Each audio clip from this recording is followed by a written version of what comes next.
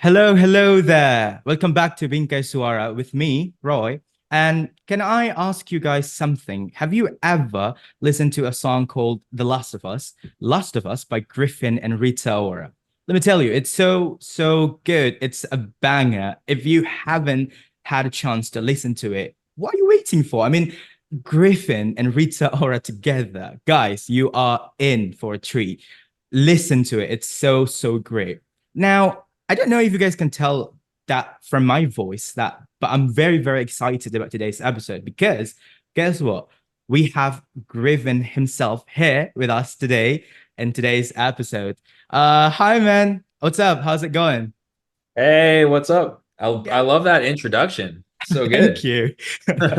How's it going? It's good. Yeah, just out here in California right now. Just been touring a little bit, but mostly been in the studio just working away, finishing this new album. So it's been good. That's great to hear. You're gonna have a tour in Vegas tomorrow, am I right? Yeah, that's the plan. We'll see though. Weather's been a little bit strange, so hopefully it still happens, but yeah, just little bit of shows here and there, but mostly studio time. Yeah. All right. Then, well, I wish you the best of luck for them for tomorrow. All right. Then, first of all, I'd like to say congratulations on Last of Us. It's a banger. I mean, the vocals, the visuals, the beat. I mean, the emotional feelings to it. This is just so incredible. I can't stop moving my legs every time I hear the song. It's so crazy. It never happened to me before. I mean, Nice. you did say that the song is your way of getting back to the feelings when you were in love with dance music for the first time. I Mm. mean, where'd you get the inspiration to make this song? I mean, how was the creative process behind this amazing part? Yeah, it was I've been working with these guys Tom, Bill and Ted in London for quite a while. We've been bouncing ideas off each other, had a bunch of sessions in LA, and I just consider them as really good friends now. And we yeah, they sent me like kind of a scratch idea of this song, and I kind of like immediately felt those old feelings and nostalgia of what made me fall in love with dance music in the record. And I just started kind of like messing around on the synths and keys, and just really Yeah. trying to create that vibe and that energy um of when I used to go to raves and when I was going to festivals and whatnot as a fan. And yeah, it was just a really fun record to work on, honestly. And then bringing Rita on the track was just like a cherry on top.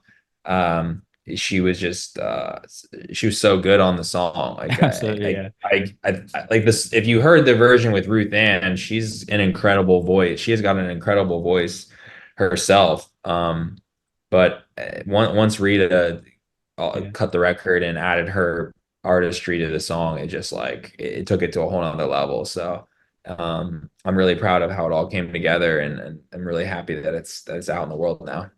Yeah, that's so great. I mean, it's true, what people often said, it takes talent to recognize talent. I mean, you and Rita are together. That's a dream come true, man. What a collaboration. How was it working with her? It was great. I mean, she's so nice. Like she's so you never know how artists are going to be. I'm not Yeah. going to throw anyone under the bus at all, but sometimes people might not be in good moods, or things are going on where they're not totally I don't know. I guess like not what you think it might be or hope it might be. But Rita was just not that way at all. Like she's That's true. Yeah. um so sweet. She's always like Oh, willing to yeah. give you the time and her energy, and do her best as an artist. And so it was an awesome process, and she's as talented as I thought she was going to be. Like when we were finishing the record, I had envisioned her singing the song, and I kept thinking like, oh man, that would be so great if Rita actually sang this record. And then when she actually sang it and I got it back for the first time, I was like blown away with how good it sounded. It was like Yeah. it's better than I thought it was gonna sound. So it was really cool. And then we got to hang out in London Yeah, uh, yeah, that's a great. couple weeks before the record came out. and just vibe with her team, and just the whole energy has been really good throughout the whole process. And I've got nothing but really good things to say about her. And that's so great to hear. You're so sweet. I mean, Last of Us is part of your upcoming album Pulse, which is going to be released later this year. And it's said to be inspired by the progressive sounds of your 200s to 2000s roots. Now, could you tease us a little bit about what we're in for it for your upcoming album? Yeah, I mean, I think people are going to be in for a really like high octane, high energy album. I think, Wow. and it's really cohesive, which is cool. Like I think on Gravity and Alive, I'm obviously very proud of those albums, but I think um I kind of made those on the fly a little bit. I Yeah. was touring so much, and then I was going home to work on music, and then touring and back and forth. And the albums kind of came together over time, and I packaged it. We packaged it as these albums over time, but Pulse has been different. It's kind of I've had a vision for a while of what I want it to sound like and what I want it to feel like. And I've been able to really sit with these records and really refine them. And I have like there's such an identity to this album that's really exciting. Like it's my strongest concept album of my career, I would say. So it's been really exciting to put it together, and I Mm. can't wait to see what people think. It's really I'm experimenting and pushing myself as an Yeah. artist for the first time in a long time. So it'll be fun to see what people think. I'm really hyped on it. Yeah, now the way you say it, it just make me looking forward to listening to the rest of the album. So can't wait for that. Well, when you played Last of Us during your live performance for the first time, it really gripped the anticipation and the excitement from the fans. How do you feel about that? Receiving all the love from your fans.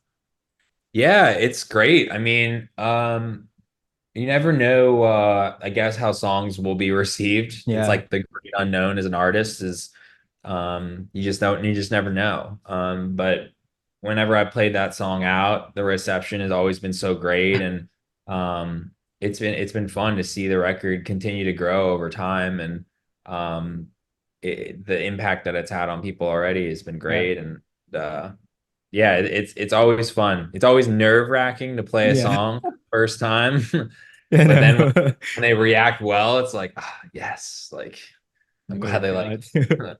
Oh, it was good for sure. Yeah, I mean that's amazing to hear from you. I mean, what aspect of performing live do you find most exhilarating? I mean, could you recount perhaps a particularly unforgettable moment from one of your live performances? Yeah, I mean, I think one of the nerve-wracking part is playing new stuff, like a Yeah, new brand new set or brand new edits, new songs. It's always kind of scary to see what the reaction's going to be like. So that's always nerve-wracking, but it's fun and exciting at the same time. And then also playing like classics yeah, and records that have been popular amongst my fans for years or whatnot. That's always fun to see that too, because you can feel um the passion and the yeah. excitement when some of those records come on, and people, their hands are in the air, the phones come up, or they get on people's shoulders and they're reaching, towards me and whatnot. And I can feel that connection Yeah, with some of these songs that mean a lot to people. And that's always a really special thing because I've poured so much of my heart into making this music, and to yeah. see that it means something to the fans out there. Like it's a really special feeling as an artist, and I'll never take that for granted. Yeah. Uh, you are, of course, a Japanese American musician. How does it feel to have a chance to represent Asians, particularly Japanese, in the music industry, especially there in the States? Yeah, it's great. I mean, I really appreciate my heritage and my roots, and I love being able to represent um Japanese culture, and other Asian cultures Yeah, as well. I mean, it means a lot to me personally, and I think yeah, it's like it's an honor really to be able to represent it. yeah. And it's something I cherish and value a lot as an artist. I love that. That's so sweet of you. What would you say is your biggest message that you want to share with the world, especially perhaps all the Asian youngsters who are trying to dive into this creative industry? Yeah, I mean, I would just say, I appreciate all the support thus far. Like it really means so much to me.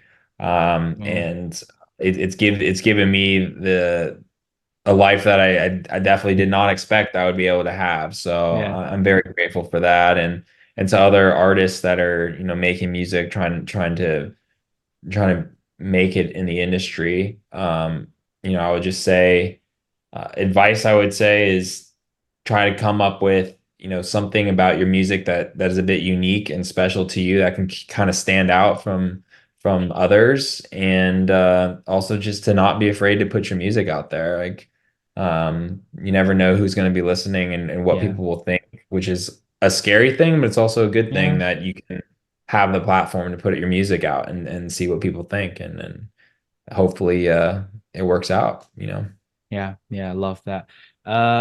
Thank you so much for your time, Griffin. Until the next episode, dear listeners. See you later. Thank you. All right. Thank you. Nice to meet you.